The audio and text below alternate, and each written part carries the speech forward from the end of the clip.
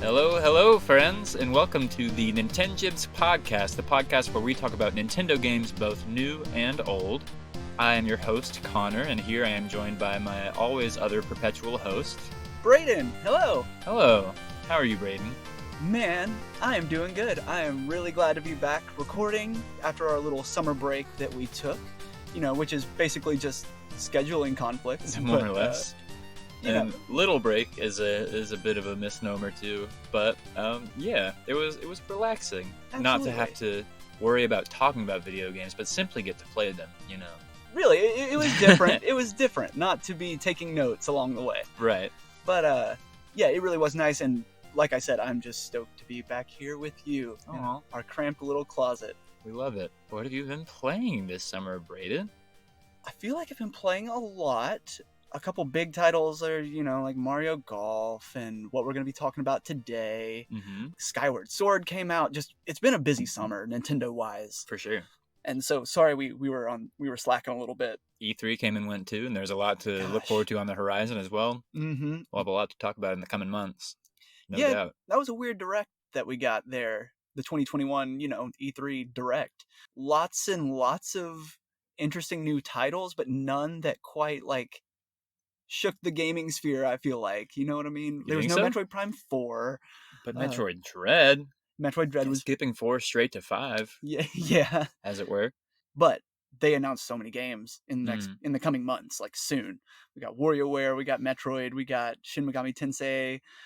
I mean, Breath of the Wild too, kinda, sorta. Eventually is where my head's at on that one. I mean, yeah, it's gonna be delayed, right? Yeah. Gotta be. Anyway, what you been up to? You've been okay since we... I've been playing some stuff, including what we're about to talk about today. I'm about to start Skyward Sword myself. A lot of Smash, a lot of Kazuya, which we didn't necessarily get to do an overview of, but screw that guy. Mostly is mostly what I have to say about that. But yeah, not a ton of diversity there. Mostly just Smash and Wonderful 101. Oh, yeah. That means something. You haven't been able to play a game and get through a game, I feel like, in a while. Yeah, it has kind of been dosing out games. Yeah, it has been mostly just Smash up until now, I feel like. That or non-Nintendo stuff. And truly, yeah, diving into Wonderful 101 has been a very refreshing experience. I mean, it's already kind of a comfort game. It's something I've played before, but we will get into that. But yes, It has been very pleasant. Good. Well, but what is the meat of what you have been playing recently? Yeah, man. When did they announce this?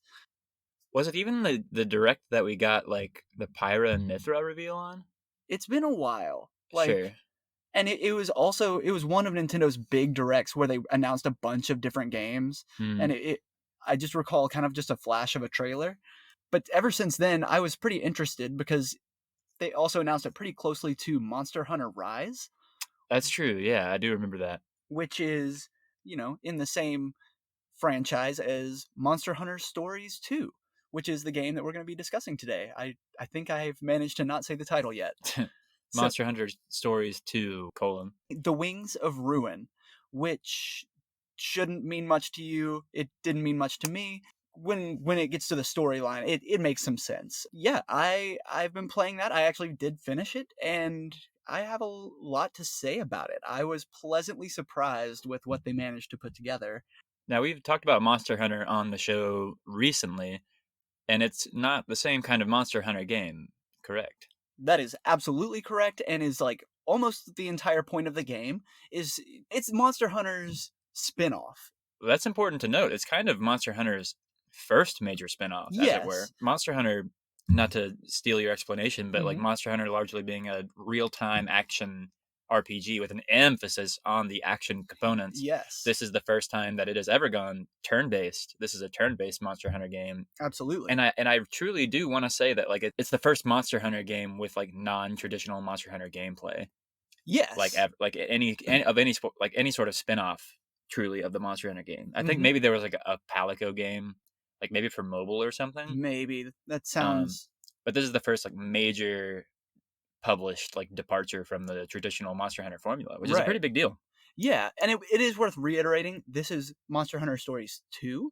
It is a sequel. The first game was for the 3DS, and so that, I think, technically was probably the first, spin-off. Right. And it was also a RPG, Turn-based RPG, right? turn-based That's RPG. like the Monster Yes. Hunter Stories moniker is kind of like a Yes. It does model the Pokemon gameplay formula like kind of like very closely. is it like the Pokemon like ethos of like capturing monsters and Yes. such. Yes. Really, the whole point is to tame these monsters. I'm going to be making the distinction between monsters and monsties. When you Okay. once you tame a monster, it becomes a monstie, which means it's your friend. It's cute now. It's Okay. part of your stable of monsters. Cute. Yes, which is part of the cheesiness that we'll get into a little bit. Mm. But it's very much a monster training, monster raising game, Mm. and which is really cool. Monster Hunter has a fantastic stable of monsters. Yeah. The It's catalog is huge. growing. I was surprised when I saw the number. I'm fairly confident there aren't any more than like 150 monsters in the Monster Hunter realm. That sounds about right. I remember when we were talking about Monster Hunter Rise recently, a few Mhm. episodes ago, like the Pokemon comparison was already pretty apt, just Mhm. in the way that it's like Monster Hunter as a series is kind of like additive and iterative. Like it kind of like Yeah. has the same roster of monsters, but like a few more. It's kind of like Mhm. different. It's almost like different versions. Right, And like right. some games like take away and add new mechanics, sort of like the Pokemon Sure. games do. You know? Mhm. Yeah, I feel it does Monster Hunter Stories 2 kind of have like a composite roster of all the monsters so far, It it seems like? does actually. Interesting.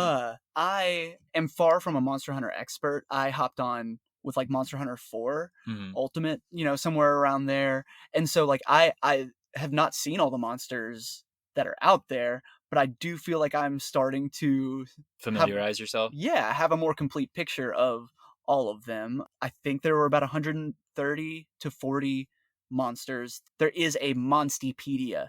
And so you can see the blank spaces ahead of time, like how many monsters, you Mhm. haven't unlocked essentially. So it seems like the full roster of Monster Hunter monsters. Hmm. A Monsty Dex, if you will. Yes, which I have to give them credit. They did really well. The monster like raising aspect isn't very complex or deep. You kind of walk into like these monster dens, you take an egg, you take it back to the ranch and like it instantly hatches and you can usually tell by the egg's pattern what monster it's going to be. And Mm. so like that part isn't very in depth, but the combat is actually quite different from Pokemon's, which I was surprised about. How does it play? Like what the core gameplay, I mean I assume there's some sort of overworld and Hmm. then and some sort of like structure to that, but then also the combat, like the turn-based combat itself, I guess whichever you want to start with. Like Right. does any of it have any sort of crossover or like incorporation of like traditional Monster Hunter elements, as it were? It's How can you begin to explain that? yeah, I'll try my best to start from the beginning and just from the base level and we'll build up. It is an open world RPG with battles that you will get into and then they're turn based, time kind of freezes and et cetera, Mm. et cetera. Ra- Classic turn based. Random encounters or No.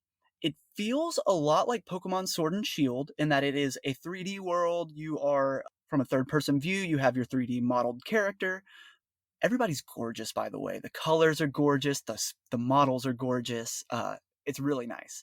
You start in a village and you go out into the open world, and there are the monsters roaming wild. Mhm. Like you see the monsters out in the field, out and then you run into them to get into a battle. But it's really cool because that means you can avoid them if you want to.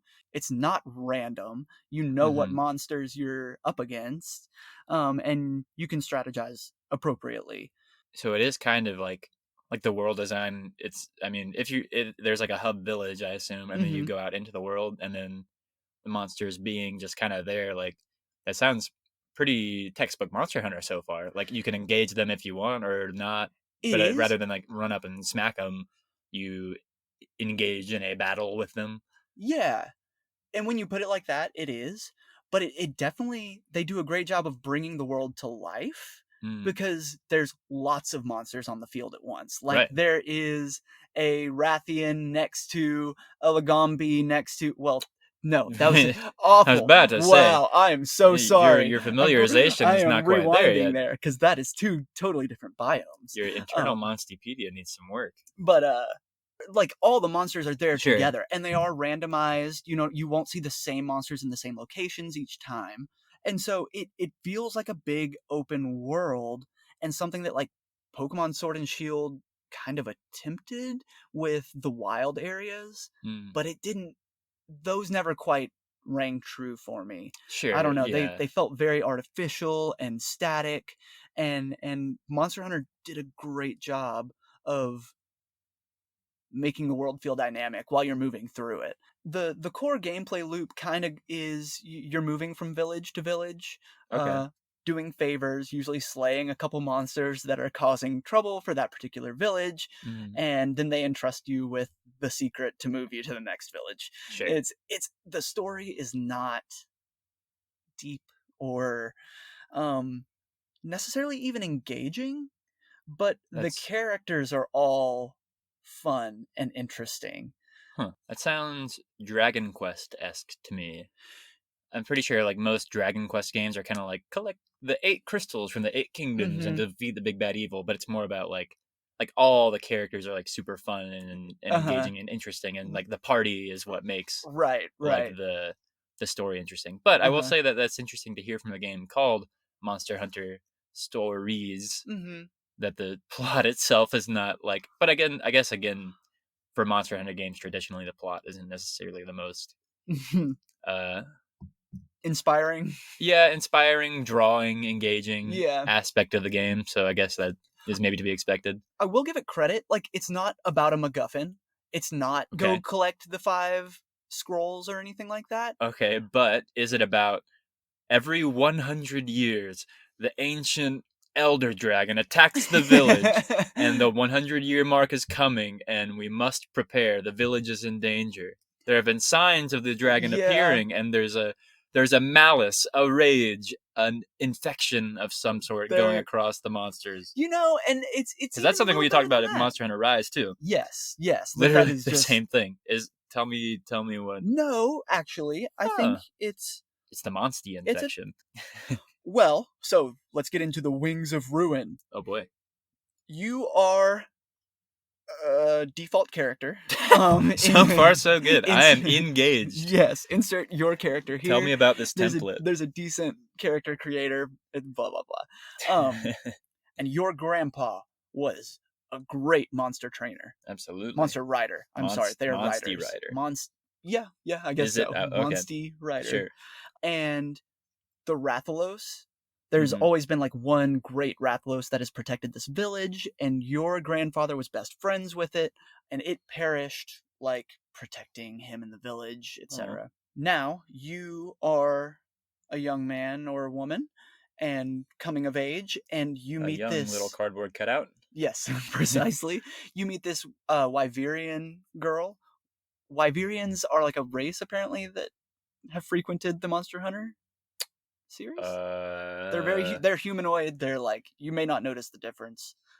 duly noted. Yeah. Go on. I guess And maybe regardless, she has this Rathalos egg. it's not hers. She's not like part wyvern or something, right? No, Okay. no, Wyverian doesn't mean like wyvern I human don't think so. crossbreeding. I don't know. I have this is new to me, I think, Yeah, but continue. she gives you this egg and says this is the spawn of the great Rathalos that your grandfather befriended, Mm. and it's up to you to raise it and hatch it. When it does finally hatch, they realize that Infected, maliced, it corrupted, is it is malfested. the ruin bringer. It is Oh the no! yes. Once every 1,000 years, Uh-huh. it comes. It was born with like deformed wings, but when it Ruined gets wings, in like fact. yes, Ooh. when it becomes enraged or Malfested, there's maliced, there cursed, crap corrupted. crap. Yeah, there's I a mean, force. There's an I'm enemy. sorry. I will. You finish, and then I will make fun No, of but it. you're right. There's a force that is enraging monsters. Evil dust. It's these giant pits in the ground with like light glowing out of them. That's kind of cool. That's Yeah, different than like a an infection or a Yeah, gas or like a vague evil something. yeah. But But yeah, the go on. Rathalos becomes enraged, infected, crap, um, by whatever this is, and like these fiery, like dark fire wings form Ooh, on it, and so like they are the through line for a whole legend that goes back throughout the ages in the game. You know what I sure, mean? It is the pivotal moment when finally these wings erupt, and like, are you gonna be the rider to tame this Rathalos or not? Like, interesting. And like wings of ruin on a Rathalos, is this like another pair of wings? Because like no, it wyverns is by nature, they're like their wings are their arms, or whatever. right. No, it was born with like Nemo fins. You know what I mean? Like, and Sure. but finally, like it realizes its own power. But it's, will it bring ruin to the world, or will its rider be able to tame it? Heard. Cool. And you are the maybe You are the one. maybe. You find out along the way. What? Okay, so then what is the quest that you set out on exactly? It's To actually find. pretty darn stupid. Cool. You want to find out whether the Rathalos contains the power of the Wings of Ruin so that you can stop it if you need to. Basically, like you go from like village to village trying to find someone who can unlock its power to find out if it is the Rathalos of legend. Okay. And these people just kind of like poke and prod it with a stick, try to make it like Hulk out, You and get then like different if like it doesn't, like, shit, we gotta take care of right. this Well, real quick. that genuinely happens in one village. Like each village kind of has a different reaction. They're like, "No, like we're not going to help you." Like, and That's then cool. and That's well, interesting. but then you go do the quest and they're like, "Okay, we trust you. We saw the Ah, bond between you and Rathalos." And then gotcha. you get to like the third or fourth village, you help them, and they're like, "Okay, we'll help you." Rathalos goes ape shit, blows up their village, and like Uh, it's like, what did you expect? I Interesting. I mean, And the okay. story goes on. There's Well, I'm I'm starting to get. I mean, like, just from your explanation, like a feel of like I think of like the Last Guardian. Do you mm-hmm, remember that game? sure. Or like I don't know. Imagine if Pikachu, something that's already Mm-hmm. beloved, Yes. was like had some kind of was like cursed or something, and it had Uh-huh. something that could like be unleashed, and it was like if you weren't too careful, it could like Yeah. come out, or like I don't know, it's just like something like your average like corruption sort of thing. Yeah. The only problem is just it feels very melodramatic. Sure, That none of the dramatic beats feel very earned. Like, I don't know. uh, And the problem is like it does just kind of feel like a kid's storyline. Like the gameplay is engaging for me as an adult and stuff, and like I love sure, a monster collector. right, I've always said absolutely. it and always will. But like the story doesn't feel like it was designed for me necessarily. Well, that's interesting, and I think it's at this point necessary to point out. We'll get to the gameplay in a Mhm. second for sure, but the aesthetic, the general visual vibe is Mhm. also significantly different from traditional Oh Monster Hunter yeah. games. Traditional, as it were, quote unquote, Mhm. Monster Hunter games are like, I feel like for Monster Hunter Rise, we emphasized that they were like fairly anime esque, Yeah. but like Mhm. they're also pretty realistic. Like the humans are realistically like proportioned. Obviously, there are like anthropomorphic like cats running around and Mhm. stuff, Right. and like they are giant like dragons and dinosaurs and monkeys and beetles and stuff like Yeah. running like roaming around.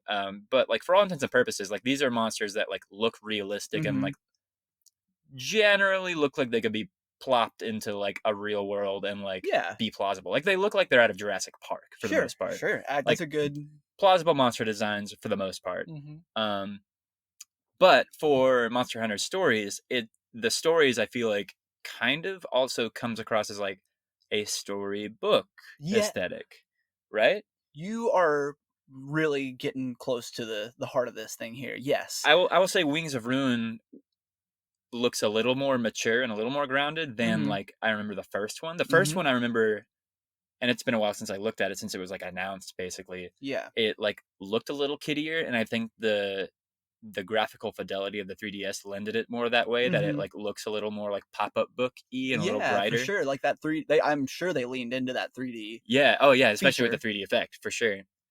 But from what I see of Monster Hunter Stories 2 and like the Wings of Ruin kind of storyline, it seems like it might be like marginally more mature than Mm-hmm. the first Monster Hunter stories, but generally across the board, the visual aesthetic is a lot more light, a lot more cartoony Yeah. than traditional Monster Hunter. So, like, I guess to that end, all I mean to say is like the story not being like super mature or adult oriented is not like necessarily surprising. Mm-hmm. Though to be fair, like all the plot and story and theme elements of Monster Hunter are always like surprisingly cartoony and like Yeah. lighthearted anyway. Dull, almost. Dull, yes, but yeah. So whatever you have to say about that, like Yeah. the or like even why there might be a different aesthetic to the stories Mm-hmm. spin-off series. Yeah. I mean, I think in most circles of gaming, people consider Monster Hunter a slightly hardcore series. You know Oh, what I mean? for It is sure, not absolutely. for most casual gamers. You know what I mean? Your mom or is not going to like this game necessarily. Well, regular Monster Hunter. Right. Um and so I do think this game is like reaching out to a different demographic, entirely. Like just it feels more casual from the get-go. The one of the main characters is, you mentioned anthropomorphic cats, but like I don't know how to explain it, because he is also an anthropomorphic cat, but he looks cartoony. I guess are the felines in this game? Yeah, so Okay, yeah, there and are, and the felines are in this game, the palicos, mhm, but then he looks entirely different. okay. His name is Naviru or Navaru or something. He's this yellow cat. He talks like this. Oh He's God, there's really voice acting. obnoxious. Yeah, there's voice We'll acting. get to it It's anyway. not terrible. It's not terrible, except Naviru is really obnoxious. Okay, And apparently he was from the first game. okay. And it's just weird that there's like this entirely differently designed Palico. Like, I think he does claim to be a feline. Uh huh. I don't know. It's pretty strange. It does feel like it's for Oh sure. kids. Right. He feels like a Saturday morning cartoon character, and Mm, so like that really implied to me like this isn't like necessarily for the standard Monster Hunter player, or at mm-hmm. least they are reaching out to a new audience as well. Sure. Interesting.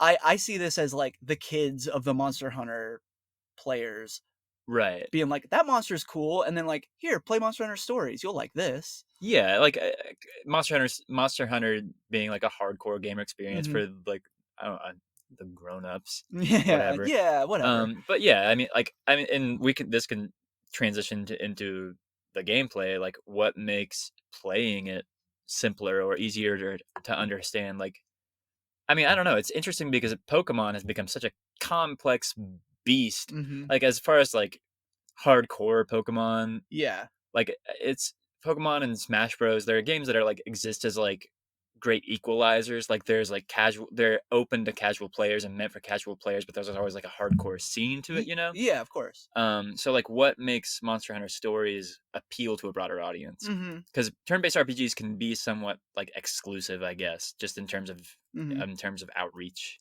Or beyond that, is it simpler and easier to understand than other turn-based RPGs? For some reason, yes. Possibly because, so I both admire the system but think it may water down kind of the turn-based RPG game that it could have been. Mm-hmm. But it leans into a rock paper scissors style power Mm, triangle where all of your attacks either fall under power, speed, or technical abilities. And so it gets pretty fun, especially being a somewhat veteran to the Monster Hunter series, knowing these monsters. And so, like, I can kind of predict what kind of attack they might go with. and these three types are these types of attacks or types of monsters? They are types of attacks, and each monster is capable of performing all three. Mm-hmm. And so you do have to kind of accurately guess what your opponent is going to go for. Generally, like the monsters follow pretty specific patterns, but if you are familiar with like a great Jaggy. Like that's a pretty standard like base level monster that you run into pretty early in every single game, including this one. Mm-hmm. And it's like a big raptor type monster for those unfamiliar. Right. And so if you're familiar with the series, they're pretty quick, and you kind of guess like, okay, it's probably gonna its default type attack is probably speed, so I'm going to beat it with a technical attack. And that is the triangle. Power beats technical, technical beats speed, speed beats power. Okay. And so, based on that knowledge, I would pick technical. I would deal a little more damage. He would deal a little less damage. Maybe the next round, the Great Jaggy gets enraged, gets angry, which happens in the main games as well. Like, Mm-hmm. they start performing different attacks. Mm-hmm. And so then it's probably going to go technical. It's going to do something funky, and so I go with power and beat it again, in this kind of matchup type thing that it does each turn. And does it feel like a strategic dynamic where you're predicting these moves, or does it feel like simple and predictable, like it's predictable like AI? Once you learn the monster's patterns, it can become fairly predictable. Okay, but Um, it's learning it's learning the monsters' patterns, oh yeah, absolutely. like Monster Hunter. It's true. Huh. And so let me tell you, they incorporate a lot of other Monster Hunter elements really well into like this turn-based RPG system. Like, Mm-hmm. obviously there's herbs and potions. You can combine them to make like mega potions and things like that. The whetstone is there. Oh, interesting. It'll allow you to deal critical hits more frequently for like 3 turns. Like, Mm-hmm. it's super RPGifies so many of these items. Are the elements still at play? Elements are still at play. They don't impact the gameplay quite as much as like the rock paper scissors triangle does, Mm-hmm. but obviously they'll deal more damage if water is attacking a fire monster. Right.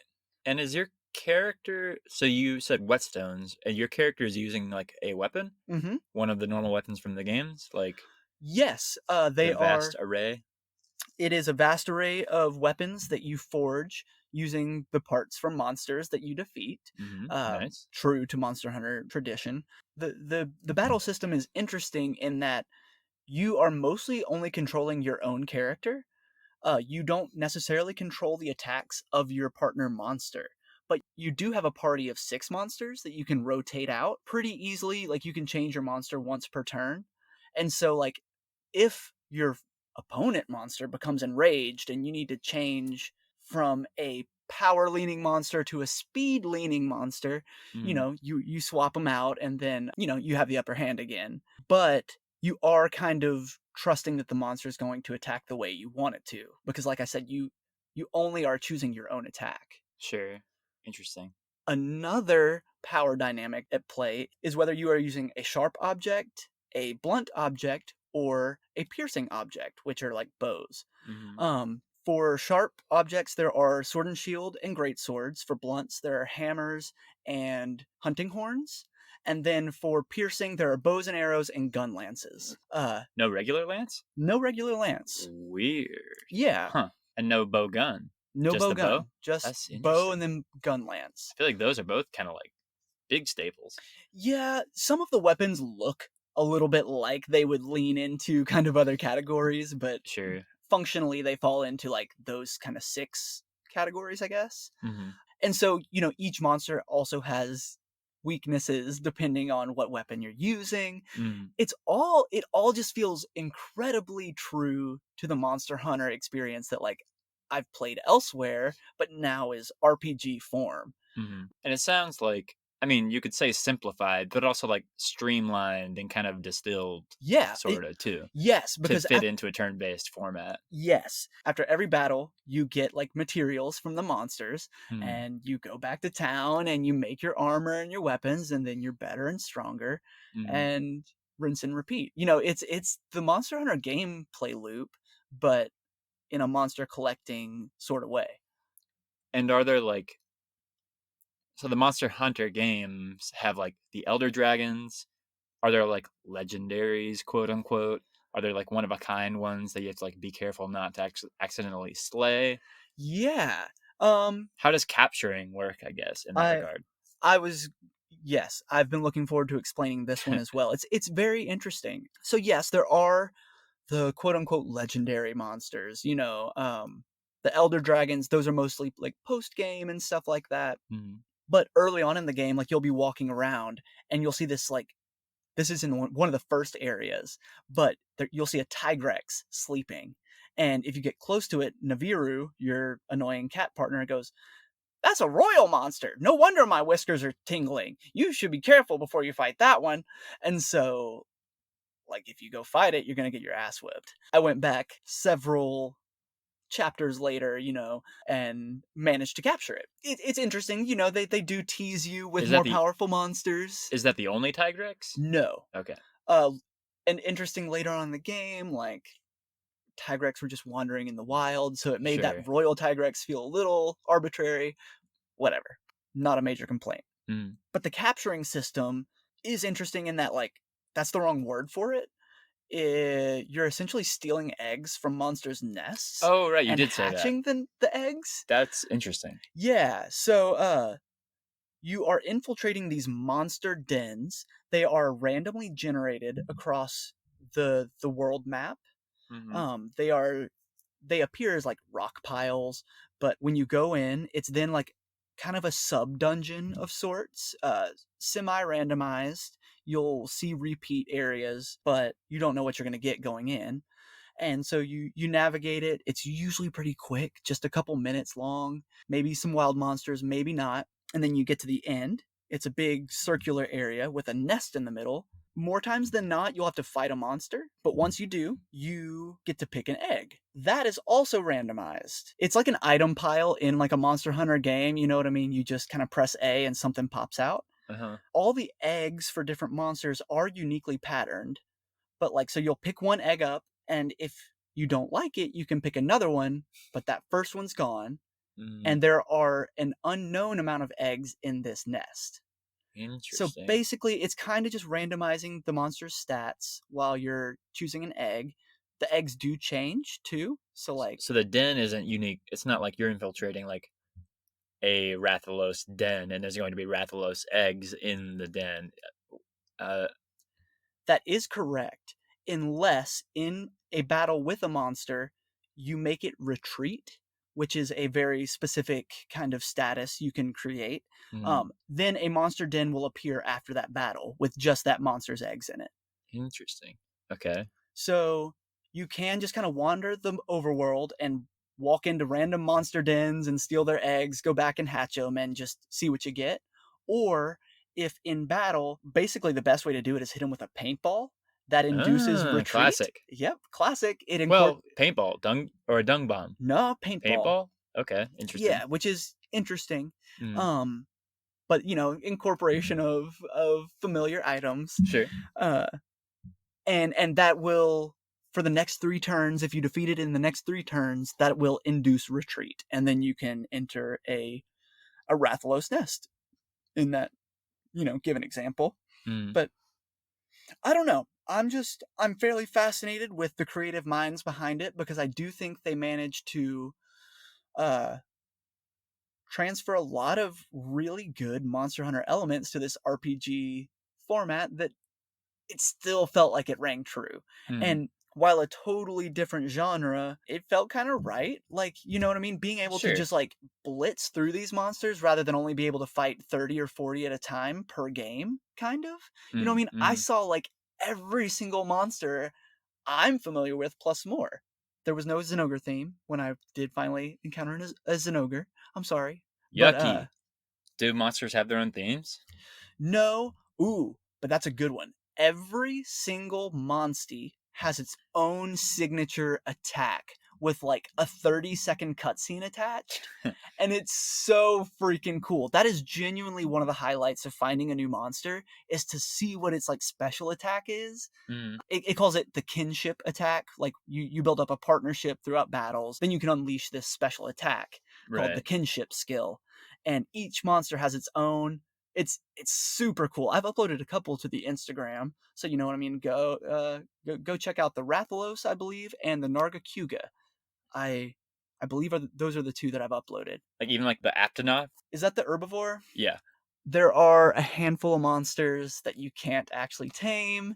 The Aptonoth is one that you can tame. Oh, great. I don't know what its signature attack is, but some of them you can.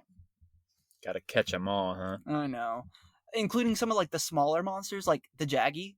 You can't, but the Great Jaggy you can. Right. Overall, like I wanted to finish this game, which was a good feeling. You know what I mean? Mm-hmm.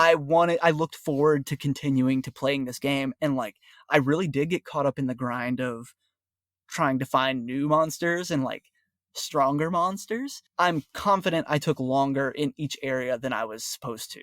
You know what I mean? Before moving on to the next one. I'm just that kind of like I'm not a game completionist, but like I just You love kind of are. I I mean, you love like, monster collecting games yeah, and I want every monster in each area before I move on. Like something about it like gets me going. But yeah, it was just really engaging. The story was cute at times and cheesy at others. sure. I'd say the biggest downside was like frame rate at certain times. Oh, you did mention that early on. I remember, or for like the demo, I think. Yeah, I there is a demo for this game, by the way. You know what I mean? If you just feel like trying it, and it's a pretty healthy demo too. It gives you a great sneak peek at what the game has to offer. But yeah, even from back then, I was hoping they'd fix it. Just in like low budget areas in the village when like people are on static, you know, movement tracks and things like that. Like the frame rate just like drops. And I'm not usually one to even complain about that. Like I don't usually notice Mm. frame rate stuff, but yeah, I don't know. A couple random times it dropped and I did happen to notice. But Does it generally look good? it Like, it's kind of like, is it cell shaded? Would you say that? Because I know with like the cartoony pastel style. right. I don't think I could technically call it cell shaded though. Mm. I think it's just bright anime, you know what I mean? And Sure. like true 3D models. Mm. How is the rest of that voice acting? The voice acting was fine. It's fine. I'm no connoisseur of like voice acting. I don't watch nearly enough anime to be able to like, you know, judge quality. But Sure. but I can tell you Naviru is annoying and your character doesn't speak. Interesting. Because I mean, I remember that. I mean, that was a topic of discussion in riots. What this was all the voice acting Mhm. was bad, but also, but like they added voice acting for the player character for Yeah. whatever reason. But you have a silent protagonist, like true Mhm. blue silent in Oh, stories. oh yeah. Oh yeah. Terrific. Sold. And I'm there. they don't call you anything but buddy. So you are truly an avatar. Wonderful. Yes. I feel like I spewed there for a little bit, but I don't know if I actually even convinced anybody to like pick up this game, but if you are looking for an easygoing RPG, I think that's probably one of the main things that was like I only died a couple times and Mm, then I restarted like from 2 minutes behind, so it didn't even feel like dying. okay. It's just not a very difficult game, Mm, at least until post game. The Elder Dragons get a little stat heavy and you got to start doing some math and like start stacking your sure. skills and crap. But you know, until you beat the game, it's not uber challenging. Whether that puts you off or not, take it into consideration, but Mm, otherwise, really, if you're a Monster Hunter fan, if you are looking for even an entry into the Monster Hunter series, like sure. this Yeah. could If you want to familiarize yourself with like the world or like how the games work generally, I guess. a lot of the items and concepts and monsters, of course. And let alone if you're like a at least a casual enjoyer of like Pokemon or like Mm-hmm. Yokai Watch, I want to like keep saying. Yeah, I wouldn't say necessarily like the combat ends up being more like Yokai Watch, but I'd say like the vibe as a whole kind of, Definitely. you know, Like for some reason that has popped into my head more than once, just like hmm while we've been here discussing it. yeah. But anyway, we'll get Anything off it. else? Nothing else to say about it? It's interesting. I don't think it's going to go down in the history books as anything great, but like as a fun little summer break game, it Sure. definitely like hit a good spot. You know what I mean? It was a lighthearted, fun game to play. Especially for like portable mode. Like I feel like Mm-hmm. it seems like an ideal like portable Oh yeah. Monster Hunter experience. Mm-hmm. Do you see a 3 coming? I feel like it was kind of surprising that the first Monster Hunter stories got a direct sequel, like a numbered Yeah. sequel at all, being like a spin-off in itself. But do you Yeah. see like a trilogy happening or like a where do you see anything else? So the stories, I'm pretty sure, are not nearly connected enough to like, you know, be considered a trilogy, but like in regards of just a one, two, and three, I Mm, think it's pretty likely actually. I think it did pretty well sales wise, you know, at least better maybe than they were expecting. hmm. Um, and just it felt like a solid game. You know what I mean? I think there's enough to build off of as well to make an even better third game. This Mm. this combat triangle, the paper rock scissors thing that we talked about. It's a lot of fun, and I think there's even room for improvement. You know what I mean? So Sure. yeah, man. Shall Cool. we get into a little bit about what you've been playing? Which I've been playing. High key one of my favorite games. Yeah. Truly. I mean, have you heard me refer to it like that before? I don't know if I've ever heard like the word favorite before, but Hmm. I mean, I know that you do love this game. I do. It's I'm like unironically gonna say wonderful a lot. That's that like just like is a Just feels good. appropriate. I mean, like, yeah, whatever, sure, yes, but like, I don't know. It's just a good descriptor. I don't know. I'd Uh-huh. call the thing. I think this is a wonderful thing. But the Wonderful 101 was a wonderful game. Uh-huh. And I've been playing the remastered version for the Switch recently. I've not finished this playthrough yet, but I've played it before. It was originally released on the WiiU Mm-hmm. back in the day. The Wonderful 101 is an action game originally published by Nintendo. Like the Wonderful 101 property was like owned by Nintendo. Like it was like a Mm-hmm. first party thing, but it was developed by Platinum Games. We've covered Astral Chain on the Yeah. show a couple of years ago now. Yeah, gosh. Same developer, same kind of action game. Mm-hmm. I remember name dropping Wonderful 101 back in that discussion as well. But this is, in a lot of ways, it's kind of like the platinumiest of platinum games. I feel like they're like Mm-hmm. a lot of things are like literally named after platinum, Oh, like interesting, within the really? game, like it in a lot of ways. But Uh-huh. yeah, Bayonetta, Nier Automata, Metal Gear Rising: Revengeance, Astral Chain, Beautiful Joe. If you play any of these games, you kind of know what to expect. Mm-hmm. Similar kind of thing. Again, it was originally released on the Wii U exclusively. So if you haven't played it or maybe haven't heard of it before now, that is why. But it has grown like quite beyond Nintendo at this point, hasn't it? It has. So Hideki Kamiya is the director for the game. He directed Beautiful Joe back in the day. Mm-hmm. He's kind of Platinum's big ideas guy. Mm-hmm. And this is kind of like his like ideal game. Like it's kind of like his passion project in a lot of ways. And obviously being exclusive to the Wii U, it didn't get a lot of coverage. Right. It like Yeah. 7 people of the 7 people that have it that like owned a Wii U in the universe, like Uh-huh. maybe like 4 or 5 of them Yeah. played this game. We're But interested in what Platinum had to offer. Like exactly. But we were loud and proud and annoying enough to like cause a lot of buzz, and mm-hmm. it had like there were Wonderful 101 trophies in Super Smash Bros. For the Wii U. Mm-hmm. And even now in Super Smash Bros. Ultimate, there are a few Wonderful 101 spirits. Mm-hmm. And I even remember like before the game was released for the Wii U, like it had like an E3 showing and it got a lot of buzz. Uh-huh. And obviously, like when it came out, it was mostly positively received. And so there was enough like attention towards it for it to like be a lasting property, Right. and it got enough like buzz that Hideki Kamiya and the producer, whom I forget the name of, they were like, let's start a Kickstarter Mm-hmm. and see how much attention we really can get. And so they started a Kickstarter for the Wonderful 101 Remastered. With the rights being owned by Nintendo, they started the Kickstarter with the aim of putting it on other consoles by getting enough Interesting. funds to like divest from Nintendo and kind of be Yeah. able to like self-publish it from Uh-huh. Platinum by themselves. And they did. They started a Kickstarter and got enough funding for a PS4, a Switch version, and a PC version. Mm-hmm. They got enough funding for extra modes and features, for a few reorchestrated tracks from the soundtrack for the game. Uh-huh. And so, truly, yeah, it turned out to be a bigger success than I guess they anticipated. And now, I mean, since the Switch release, there's like this ever growing catalog of like the best Wii U games getting ported to the Switch, Yes. just like for like The archiving. best slash all of. Truly, I mean, like for just like preservation's sake, I feel Uh-huh. like there's still like for a long time, the Wonderful 101 was like one of the only reasons to own a Wii U, and Yeah. now it is like there there is basically no reason to own a Wii U Mm-hmm. anymore because we have. Xenoblade X. That's true. I mean, there's a Bring few it on. stragglers. Star Fox Zero Uh-huh. wasn't great, maybe, but like a Star Fox game, it's still there. Mm-hmm. But yeah, so we now have it on Switch. It's a lovely home for it. It's on PS4 and PC too, which is crazy. Yeah.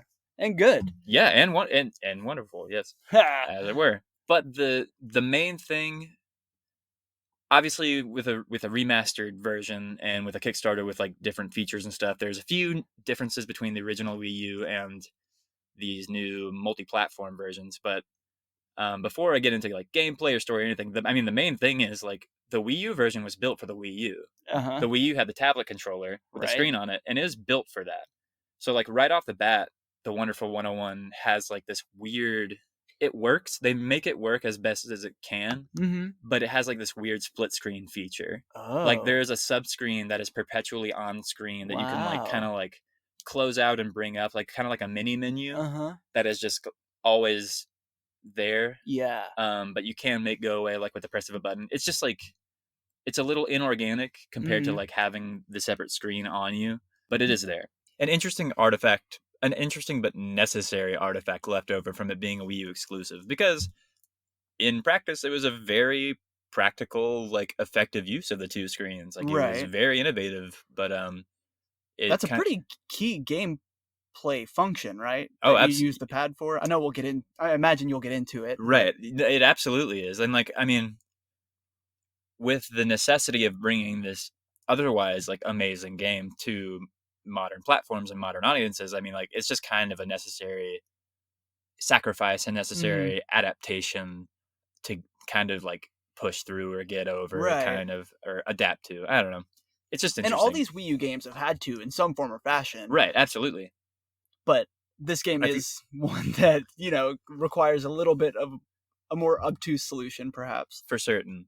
But yes, broadly, conceptually, this is essentially I would call this just like the best Power Rangers game ever made Uh in a nutshell. huh. It is about a group of 100. It's actually in, and this is like the only other confusing thing about it is that in game it is the wonderful 100. Huh. There are 100 of them. And Okay. in like the initial like reveal trailer and all the PR stuff, it's like, oh, we forgot someone. You is Okay. like the Yeah. 101. Uh huh. But yes, within the game, it is the wonderful 100 is like this fighting force of 100 superheroes. In the plot, there's the main few. There's Wonder Red, Wonder Blue, Wonder Green, Wonder Pink, etc. But throughout the game, Mm-hmm. you kind of like have to hunt for and collect and recruit all the other The 100. rest of the heroes. Truly, and like through the story, like you acquire some like story specific characters and such. But it's mostly like a side thing. Like they're kind of hidden throughout the levels that you like recruit the They do extra. feel like optional parts of the game, kind of. Oh yeah, big time. It's definitely non-essential, Uh huh. but I'll kind of get into that too. But yes, it's about this force of 100 armored superheroes, Japanese superheroes, like the Sentai kind of like Yeah. Power Rangers kind, not necessarily like Avengers sort of superhero, American Right. kind. Obviously, they're themed after colors. And the story, there's a through line plot, and the plot is like pretty good. The dialogue is really funny, and it's obviously like, I don't know, you played Beautiful Joe. Oh yeah. It's in the same realm as that. It's like kid friendly, but it's also like has some mature moments. Kind of not dirty or raunchy, but like. There are some there are some like out of place raunchy jokes in it. Uh-huh. It feels like a Saturday morning cartoon, but like there are some moments that are like they just like bleeped out the word bitch like blatantly. Uh-huh. But yes, this takes place during Earth Defense War 3. A lot of like the setting and stuff is introduced in like flavor text, like files you pick up as well. Okay. But again, there is like a central through line plot, but the setting is Earth Defense War 3 in the Mm-hmm. far future. The Geth Jerk, which is like this interdimensional alien race that has tried to invade and dominate Earth twice now, is back. And the wonderful 100 is on the case to put a stop to it Mm-hmm. and finish off the Geth Jerk once and for all. The main protagonist is Wonder Red. It's cool because they all have each wonderful 100, all 100, even as you collect them, they all have like their own identity. You collect the different members throughout the game, and there's like, they just have outrageous themes. There's Wonder Mm-hmm. Mop, Wonder Death, Wonder Yeti, Wonder Clock, Mm-hmm. Wonder Motorcycle, Wonder Santa, Like who is little. intentionally absurd. Yes. And but I imagine they feel pretty relevant, like within the Yeah, I game. mean, because like, and for each one you recruit, they had their own individual profile. Like, Uh-huh. it's like real name, age, Yeah. where they're like, what part of the world they're stationed in, and like what their occupation is. And obviously, the motorcycle one is like motorcycle driver, and the mop one is Right. janitor. But then the Wonder Santa is like literally Santa Claus, and Wonder Death is literally death. That's Wonder so funny. Like, Wonder Samurai is like this zombie samurai from well, like. and that feels so like just true and over the top, like with what I know from Beautiful Joe. Like, I guess like full disclosure, I have not really played Wonderful 101. I think I may have played like a demo or something like that Mm-hmm. at some point, but Beautiful Joe is like the closest platinum game reference I think I have. Mm-hmm. And it is a hilarious game. Yeah, And the scripting is over the top and meant to be comedic, yet actually hold the story down at the same time. for And sure. so like I don't know, just these characters sound incredibly appropriate. Yeah, and it's all of this so far is still just like setting. It's like set dressing. Like, it's just Uh-huh. context. Yeah. The central force is Wonder Red, Wonder Blue, Green, Pink, and you also collect white and black and yellow through the Hmm. story. But Wonder Red is his alter ego as a preschool teacher, Okay. and he's kind of like this strong leader, everyman who fights for justice and has like the strong sense of like heroism, and he's Uh-huh. like thrust into for this Earth Defense War 3 mission, thrust into being the leader by Commander Nelson, who is Okay. the commander of the Sentinels, the force Okay. of like the you know What the Avengers group. I mean, there is like an army, but the Sentinels are like the superhero group. Force. Yeah. Sure. Yeah. Commander Nelson being like the Mm-hmm. commander of them. Mm-hmm. And so Wonder Red is put as the leader of this mission. He is quickly joined by Wonder Blue, who's like, have you ever played Devil May Cry? Hardly. You No. know Dante? Yeah. He's literally Dante. Okay. Gotcha. Um, and like, he's like a suave ladies' man. He's Mm-hmm. always like, yeah, dude, my Valiantium blade will cut that crud in half, whatever. Yeah. Wonder Green is like this overweight French caricature. Pink is from Transylvania, and she likes fashion and shopping, Uh-huh. and has a crush on the rival character. Like, it's just over the top personalities, but they Yeah. all like they're all like grounded characters, Mm-hmm. and Wonder Red gets like character development throughout it. Like, it's revealed like why he is suddenly the leader and Oh. why he has this sense of justice. Uh-huh. I mean, it's not so in the first flashback, in the first cutscene, you see that his dad is cut down in Earth Oh. Defense War 2. Cool. Got So, it. but like even that is expounded on through the story. Mm-hmm. Wonder Blue is like does not like that Wonder Red is the leader and like is insubordinate Wants for a to be the while. leader himself. Yeah, kind of. And then like that, like there's plenty of crazy, over the top, hilarious nonsense at hand. But there's like through the plot, there's like some actual like really good character work and some Huh. really good thematic devices that are used. Yeah. There's a rival character that I mentioned, Prince Mhm. Vorkin, and One of the Geth jerks. yes, he's a Mhm. space pirate recruited by the Geth Jerk. He introduces himself first as the leader of the space band pirate Guyzok, known as the fabulous Prince Vorkin, Yeah. and Wonder Red being like this respectful hero guy. Every time Prince Vorkin is introduced, he's like, well, if it isn't the Oh, he you know, like recites his title. every time for every character. That's It's just cool. it's great. Uh-huh. And then yeah, the story's great. Can I just Yes. tag something on that's relevant to you, but irrelevant to Nintendo's? You got me onto My Hero Academia, an Oh. anime, and one of my favorite parts of the anime that I did not expect to like. I don't like big cast animes or shows in general, but the classroom dynamic is freaking hilarious. Each character matters to each other character, and it shows in their conversations, and it's super funny. And I don't know, I'm getting just similar vibes from like the dynamics of the characters between Definitely. the Wonderful 101. Just like they play off of each other, they complement each other, and it feels like perhaps a true team. Like, yeah, you know what absolutely. I mean?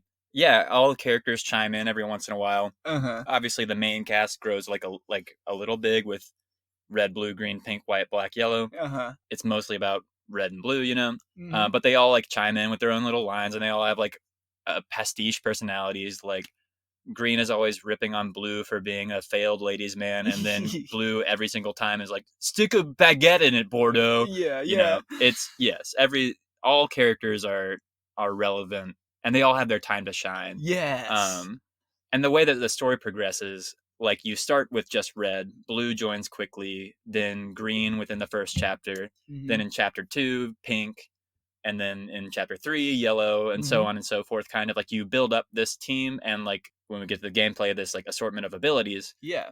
But when each one is introduced, they get like their whole intro sequence. They get their own like transformation sequence, obviously, Yeah, yeah. and like what makes them cool. It's all wonderful. There's so much like context and set dressing to make the whole thing feel like this grand superhero Mhm. epic. Make it feel like a Saturday morning cartoon. Right. Semi spoiler, but at the end of every chapter, before the big chapter boss fight, they always do like a super mode transformation, like kind of like, I mean, if you played Beautiful Joe, Uh-huh. like when Joe gets in a boss fight, like his mask closes up and the visor goes down. Yeah. Same thing. Uh-huh. Like they engage unlimited form and they hit their pendant and their mask goes down and they like get unlimited energy. Yeah. It's just good. It's all so good and Sounds so it. exciting and hype. Like it's just like a hype game, Uh-huh. and there's just so much thematic, so many good like game design thematic choices that just like Mhm. Hideki Kamiya knows what he's doing, and it's clear that this is like a passion project. But Has he made it? What has he made since? You know what I mean? Any idea what he's worked on like between? Astral Chain, Oh, sure. Duh. um, Sorry. well, I'm pretty sure, like I'm pretty sure he's just like generally one of the big wigs at Platinum. I'm pretty sure as like director though, it like just from just detecting his general Mhm. artistic direction, like Beautiful Joe and Okami are the big ones. Yeah. But judging by You can like, tell when he's allowed to let loose. oh, big time, big time. You can tell what he loves. Uh-huh. Like Wonderful 101 was a huge passion project for him. Yeah. That's me gushing about the story and the themes, but the gameplay, fortunately, is brilliant as well. Heyo. Who'd have thunk? That's good. It's so good. I don't know. Like as at a baseline, like I mean, listen to our Astral Chain episode. I Mhm. guess kind of. It's a lot of similar thing. You have like a base set of abilities, but you also acquire additional. I don't know. Imagine like God of War. Like you start Mhm. with your like whip chains, Yeah. but you get new weapons which allow new combos through Mhm. the course of the game. And each wonderful member has their own weapon, like Okay. their own unite form. Sure. I guess that's also like All 100 you know, Wonder members have their own form, or like all the colored characters? all the colored characters. That's pretty much the way it works. Is like red has a fist, blue Uh-huh. has a sword, green has a gun, pink has a whip, Mm-hmm. white has claws, yellow has a hammer, and black has a bomb. Okay. And each of the other 100 that you collect like fall under one of those, Mm-hmm. one of those types. Another thing that I didn't necessarily mention is that like so each of these members has like their signature weapon, Mm-hmm. but the way these weapons work is that all of the members of your team form together to form the weapon. Right. The weapon is made out of the members of the team. You know? I know Yes, you know what I mean, I but do. it's hard to visualize. It's Right. like I would call this game it's a marriage of like Bayonetta or like Devil May Cry and like Pikmin. Yeah, because I was gonna say you may at this point you may need to give a picture of like what the average screen looks like. You know what I Sure. mean? The zoom, the focus level, the zoom. I Right. don't know. The whole game looks like a playset. Like it Mm-hmm. looks like you're playing with toys on like a big city playset. Like Yeah. it looks like a real time strategy. Like the camera is very zoomed out and your characters are very tiny, but you're controlling this like squad of up to 100 characters at once. Mm-hmm. Mm-hmm. And Thus the Pikmin. that's the Pikmin, right? And the enemies are also very large compared. Like you're fighting giant robots and giant aliens, Mm-hmm. and so as such, when you form these weapons, these fists, these swords, these hammers, these Mm-hmm. guns, they are you form them out of all of the members of your squad Yeah. come like just like stick together to form this weapon. It's like if all the Pikmin in your squad, instead of just like throwing them on to the thing, they just like came together and became a Yeah. giant fist. Yeah. And I mean, I think at this point, like people are getting it. Sure. And so generally, yeah, typical platinum combat. It's a beat 'em up. It's a hack and slash. You perform combos. You unlock a lot of different abilities and attacks in like a shop and upgrades and such. And then Mhm. you have like this different set of weapons, like the fist, the sword, and the hammer. And they all have different functions. They all have different advantages against different enemies. Mhm. All it's beautifully balanced and designed. All the enemies have different sort of attacks, and almost every single enemy attack can be countered with one of the weapons. Okay. A lot of enemies shoot lasers. You can deflect lasers with the sword. Uh-huh. An enemy might shoot fire breath. You can absorb fire with the fist. A lot of enemies might drop spike bombs. You can pick up the spike bombs and shoot them with the gun. You know, Nice. it's Yep, yep, yep. there's also a counter and a dodge. A lot of enemies like they'll just smack you, and you want to use Wonder Guts, which is your counter, or Wonder Spring, which is your dodge. Okay. But yes, so the way I would say one of the main key gameplay gimmicks of the game is the Wonder Liner. You don't Mhm. just switch to these Right. weapons on the fly from a menu, you draw them. You use the right Yeah. stick, or if you're playing in the olden days on the Wii U, you can even use the stylus on the screen to Mhm. draw these weapons with your 100 members on the screen to form the weapon. Mhm. So, for example, if you want to make a fist, you draw a circle. Mhm. If you want to make a sword, you draw a line. If you Mhm. want to make a gun, you draw like a right angle. Yeah. What other games am I picturing in my head? Like vaguely like Minecraft crafting, which is like wait, like that's pretty far off. I But mean, like it's not unlike Pikmin. Like yeah, you use the C stick to direct to your Pikmin into different lines, sure. and even Okami too. Like you draw the different formations Uh-huh. Uh-huh. um, in Okami, especially like with the Wii version. You can use the Wii remote, which You know what? I'm actually thinking of The World Ends with You, I think. ooh, Which forget I said that. Catch us next episode or mhm, something. In a couple episodes, sure. we will be on The World Ends with You. Don't worry. Hmm. But just Well, I kind mean, of you covered it on the show before. yeah, I know. But we got a sequel. Mhm. But yeah, I get what you're saying, and that bleeds into that little tiny mini screen that you were talking about, right? Exactly. Right. And yeah, and on the Wii U, you would use that screen to draw them with the Mm-hmm. stylus. I always, even on the Wii U version, you use the right stick to draw them as well. So you Oh, can just like, on the Wii U, you said yeah. And that's mostly what I would do too. That's you generally wouldn't use the stylus. no, there are certain shapes that are more, for example, for Pink's whip, you draw a squiggly line. Uh huh. But for the claws, for White's claws, you draw like a straight zigzag. Okay. And so, for example, like that, it might Mm-hmm. help a little more to use the more precise stylus. Yeah. But generally, when you're like in the throes of like intense combat, you kind of Mm-hmm. just like want to throw the right stick out and like Sure. just kind of draw it quickly. Yeah. That Um, makes sense. yeah, and so all that really manifests in is like you rotate the right stick to make a fist Mm-hmm. to Mm-hmm. draw a circle. You just kind of push it in a direction to make the sword Sure. a straight line. It more so tracks the movements of your right stick than it does like detect the drawing that you are making. Okay. That is also where the team component comes in, like the size of your party. Mm-hmm. Is the bigger you make your circle, the more wonderful ones you make your circle with, the bigger the I fist. didn't know that. Yeah. Oh yeah. If you end up using like 20 of your wonderful ones to make a fist, then it's a sizable. I mean, that's like the default. But Okay. if you use Yeah. all 100, you make a big ass fist and you wall up your enemy, and you Uh can huh. do a bunch of damage. That's cool. And that's also where like the gameplay is so beautiful Mm-hmm. because the counter requires wonderful ones, Uh huh. and so does the dodge. So if you have all of your wonderful ones in a fist, you can't counter a dodge. Okay.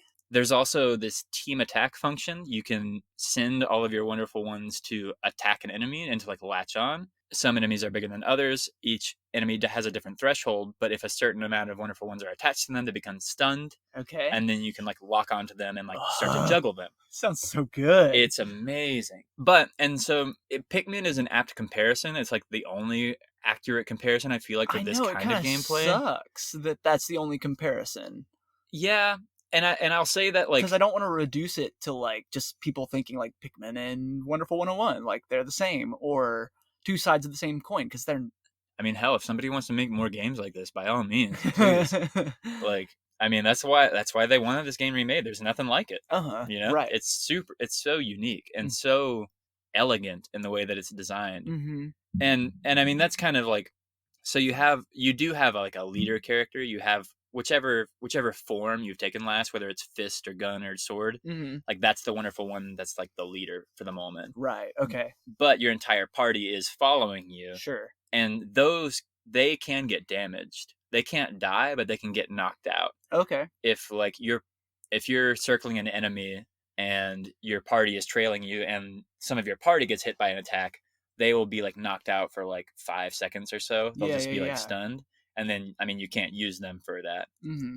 And same thing if you have like all of your wonderful ones like in a big 100 size fist and then you get hit, they're all stunned. Sure. And Yeah. you're kind of out of commission for like a second and Uh-huh. you can regain them by running over them and by like Yeah. they like when they get hit they become stunned on the field and they will either come back to you within like 5 seconds or so, or you can run over to them and like pick them up and like rebuild your party. Mm-hmm. It's so unique that it's hard to explain. Well, and you have truly made it sound fun. It's so And fun. I'm not trying to move past gameplay or anything, but where is Wonderful 102? Like why is it a remaster instead of a sequel? You know, I mean, with the success of this remaster, who's to say? Maybe. Mm-hmm. I mean, that's the thing is like the original being on the Wii U, it was not. It was cursed from the start. I mean, truly, yeah. Like it wasn't. It's hard to call it a success. Yeah. I mean, in retrospect, you could say it was a success because it garnered enough popularity now to have like a successfully funded, like proper version of it. Yeah. And now it's popular enough, I guess. But I don't know. I mean, Kamiya is directly stated interest in a sequel, so okay, who's to say? And they have the rights. I'm pretty sure it's not Nintendo's anymore, so they could do whatever they want with it. Interesting. Something extremely key, leading to the next thing. The music is amazing. Yeah, it's all like Avengers ass, like orchestral heroic music. Okay, but it's like good and like iconic, not just like kind of generic horns and stuff just for the sake of horns. And I mean, it is like horns and strings and stuff, but it's like but I mean, you can still make it like catchy and or like I think you use the word iconic. Yeah, iconic and recognizable. And like the thing is, it's the Saturday morning effect, the Saturday morning cartoon effect of like, you know, in My Hero when something cool is about to go down because you hear that song, you know, and like same for like Yu Yu Hakusho and stuff. Yeah. If you speak anime audience, right. In shows or movies or things like where there are like recurring situations, there can be musical themes that happen that like tell you that something is about to happen. Hints, of course. Yes. And that, my dear friends, is called Tables Turn.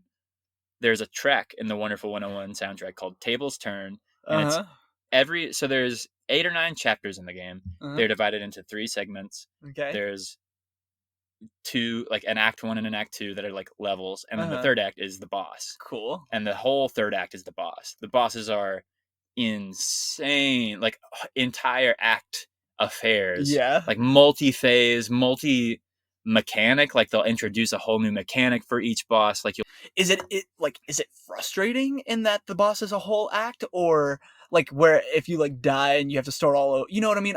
I'm picturing some like frustrating, like no, not it's at like all. It's they do it right, and it's like as in like the whole third act is like a set piece. It's an experience. It's not like the whole third act is like a bullet sponge boss that you have to like endurance test through. Okay, good. It's like this boss is like the first segment is like fighting up to it, and then it's like the grand reveal of like, you're never gonna defeat me, and then it turns giant and it starts flying away, and then you get into like your ship, and then you have to control the ship and pursue it, and then you like weaken it, and then it starts to like fall through the city, and then you get out of the ship and jump off of the ship and like fall and like land your characters like onto the falling enemy, and it like tries to like punch at you onto its own body while it's falling through the city, like, and I'm describing the first boss.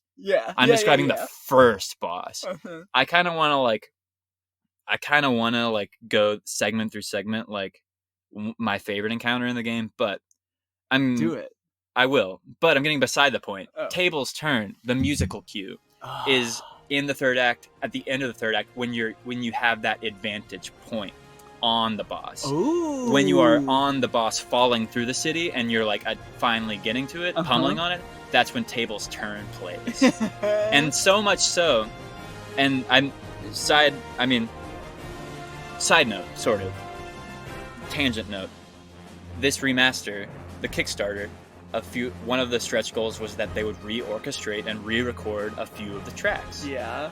And the tracks that they redid are the main theme, which to add on, the game has like a vocal like theme song. Okay. Like, the Wonderful 101 like kind of thing. Yeah. And so the only ones that they reorchestrated are the Wonderful 101, the Wonderful theme, and my boy Tables Turn. Nice. And so like it's just and iconic. It's good. They did it right.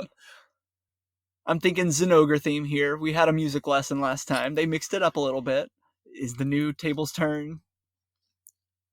I gotta say it comes down to personal preference. Okay. Because in a softer moment on the podcast. Because I appreciate it. I appreciate it so much. Yes. You can't that says so much that they would reorchestrate and re-record and rearrange a whole new Tables Turn. It's the same thing, but it's just there's just like different layers to it. Sure. But it has this dynamic. It has like this aesthetic of a live orchestral recording as opposed to like the other music. Like it just like feels a little less intense. Okay. And a little more removed. I can see that being as a live performance if that's really what they recorded and went with. Definitely. You can hear the difference. Like it rather than produced. Right, exactly. And like all the music is like orchestral, but you can tell when it's like MIDI stuff, when it's like studio recorded, or when it's like MIDI orchestral instruments versus like a live orchestra, like a live symphonic recording. Yeah. The Tables Turn reorchestration, you can tell, is like a live symphonic thing, and it just feels different.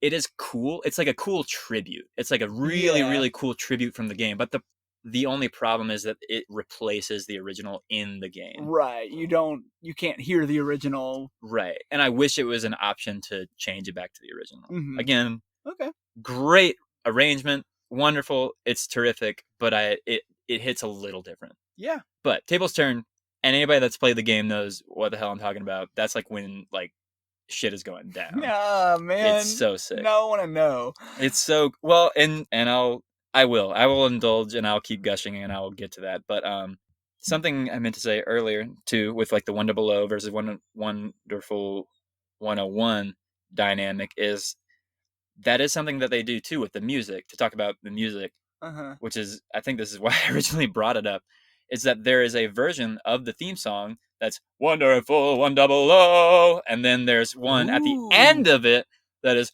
Wonderful 101. Okay. Once you beat the game? Yeah. All right. It's awesome. There's so many, even if it's just like a Saturday morning cartoon plot, even if it's like whatever, like there's so much love and like attention to detail and thematic cohesion that is just like packed into this game, like gameplay and aesthetic wise, that is just like there's so much love put into it. To speak a little more anime talk, like you'll often hear people that have played this game call it like the Gurren Lagann of video games, if that means anything to anyone listening to this. And unfortunately a little over my head, so don't feel bad if you're in that group. Sure. And all that to say is that like it is just like it's hype, and it on a scale of like where it just keeps being able to like one up itself up to the very end. Yeah. Like just keeps the momentum and the excitement building. The big caution sign that I have to throw out is that it's really hard. Oh. It's really hard. Really? It's really hard. Okay. That's... On normal difficulty, it's really hard. But that feels good to hear too. Kind of. I mean, especially coming off of a conversation about Monster Hunter Stories 2, where I said I died 2 or 3 times.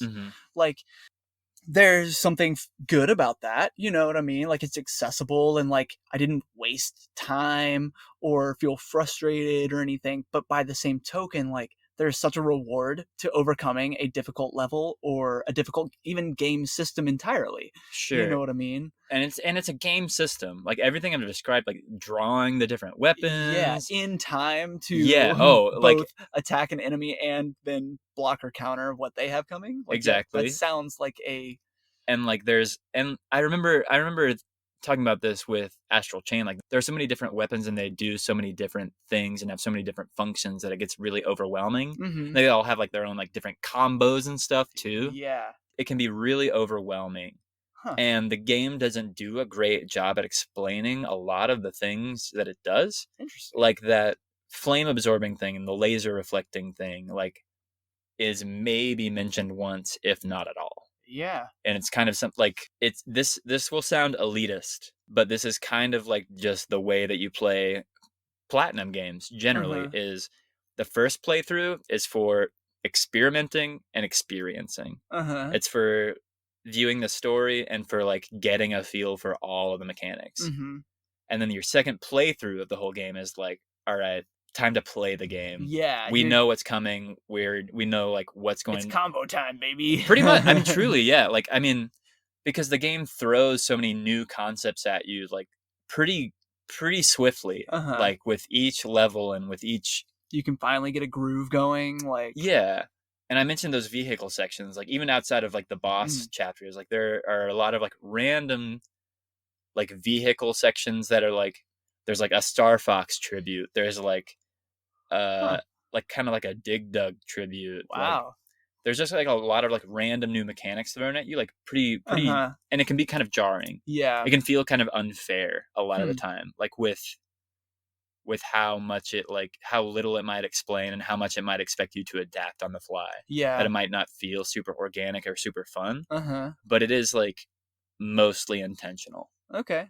And if there are any first time players that are somehow inspired to play this by my incoherent rambling about it, stick with it and just have faith that like it is almost everything I would say about the game is put in like on purpose and like Mm-hmm. with an intention. If it doesn't feel good, like, get through it and maybe you'll see some value. Yeah, that hard boss, like there's something to it that is like on purpose that you might be overlooking, Yeah. or that it like that one unavoidable attack is like avoidable somehow or Uh-huh. reflectable even, Interesting. Yeah. like and like that one vehicle section that's like thrown at you out of nowhere, like sure, yeah, but like go through it once more and you'll know what's coming Yeah. for the Yeah. most part and it'll feel better. It's just, I mean, it's Don't like, feel ashamed of defeat. yeah, Because, like, in Monster Hunter, I was ashamed of defeat. I was like, exactly, crap, like, what the heck? I should have won. Like, this game is easy. But, right. like, this, it sounds like that's a learning. There's a learning curve to lots of different portions of the Wonderful 101. Exactly. And like and I think the major thing is like it just doesn't seem like that's the case. Uh-huh. It seems like a kiddie game, Yeah, yeah. And it certainly is. Like one of the new features of the remastered version is that there is it is available on the normal difficulty, but it is the default on the very easy difficulty is like an auto combo Oh, wow. function that like basically does it for you. Mm-hmm. I mean, if you really want to like experience the story that much on its own, like there you go. Yeah. And I mean, to that extension, I'll sing the game's praises more. Like the difficulties aren't just like more damage, more health.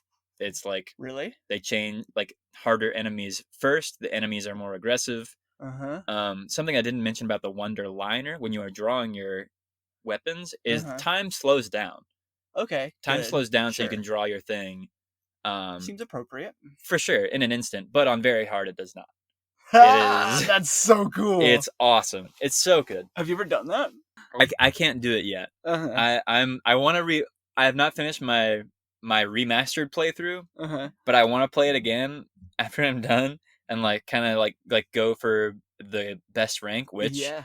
as I alluded to is called platinum, Okay. pure platinum. And there's like and like in the story there are like platinum. There's Mother Platinum is like Uh-huh. the giant supercomputer. Like Okay. it's not Interesting. subtle about the platinum Yeah. stuff. Who is No More Heroes? That is Suda51.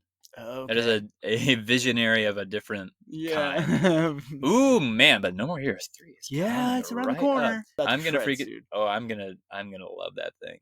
I'm going to rant and Deep rave. into the night. Yes.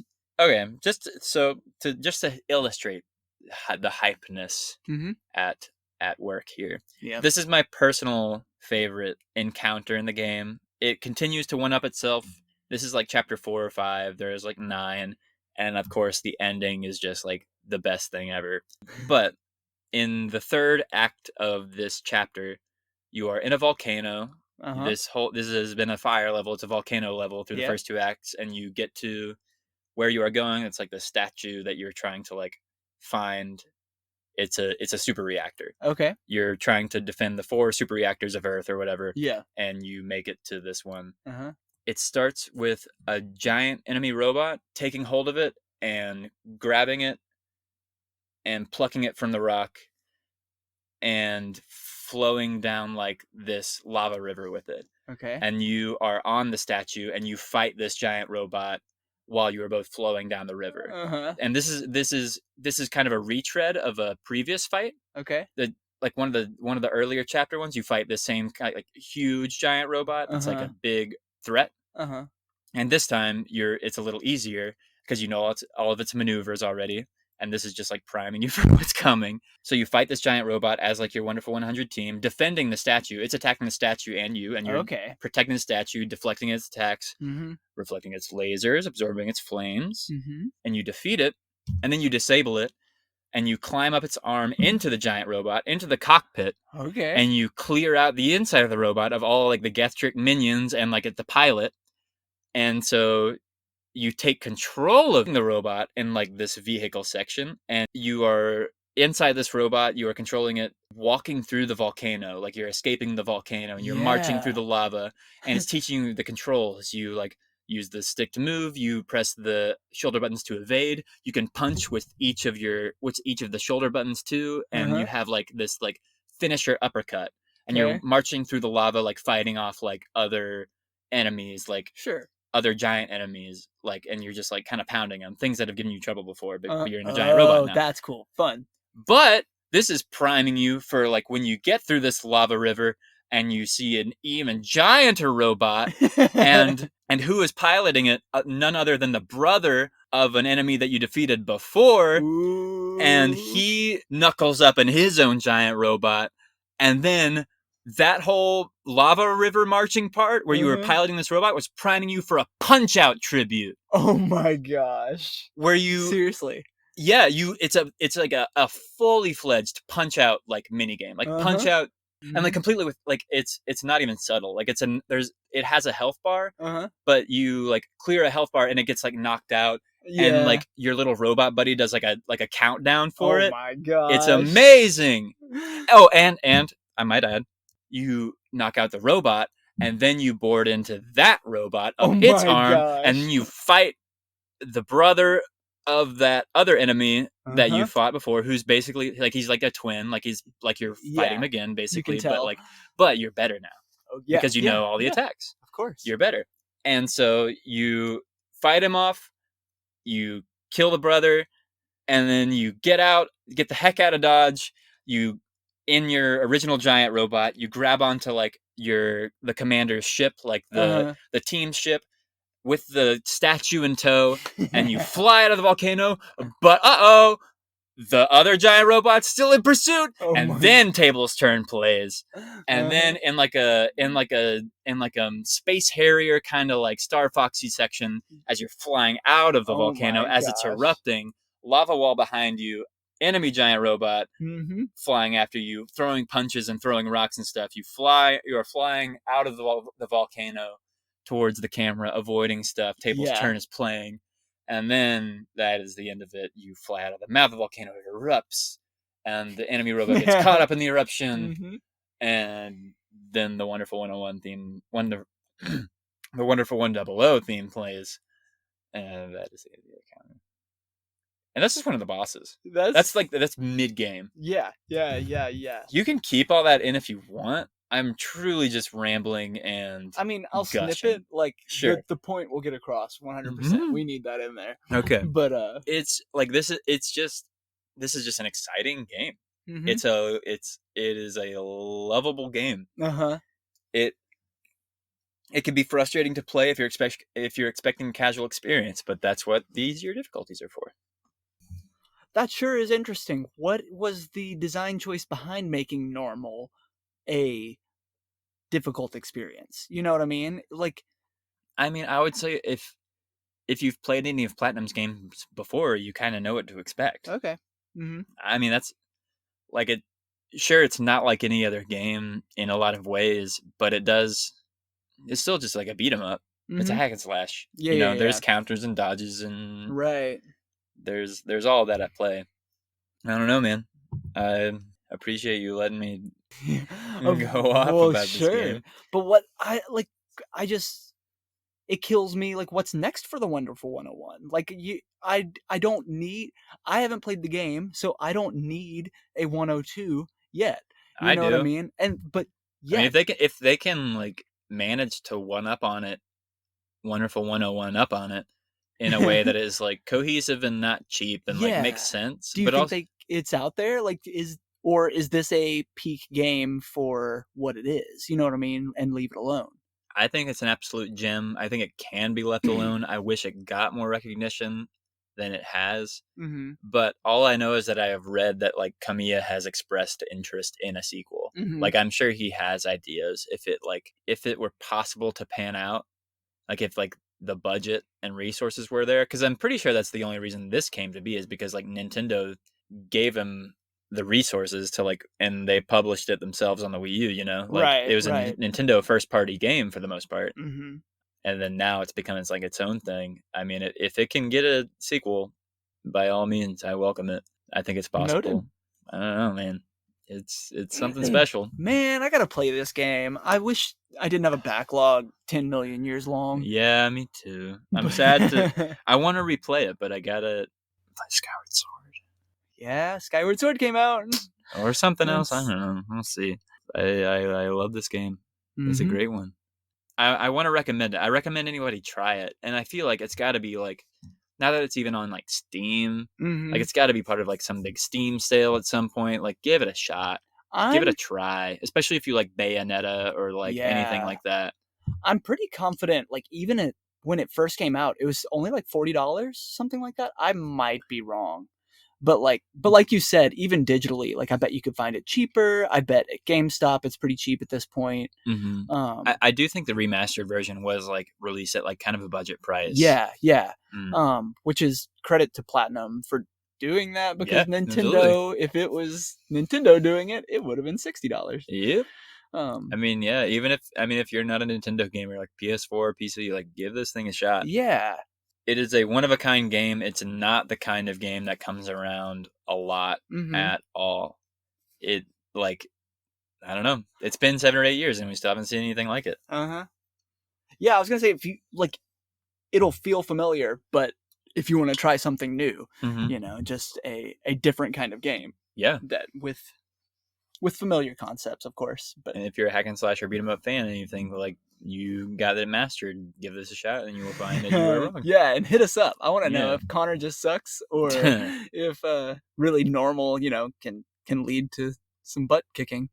I feel like I've said everything I want to say, and I want to say a lot, and I could keep saying.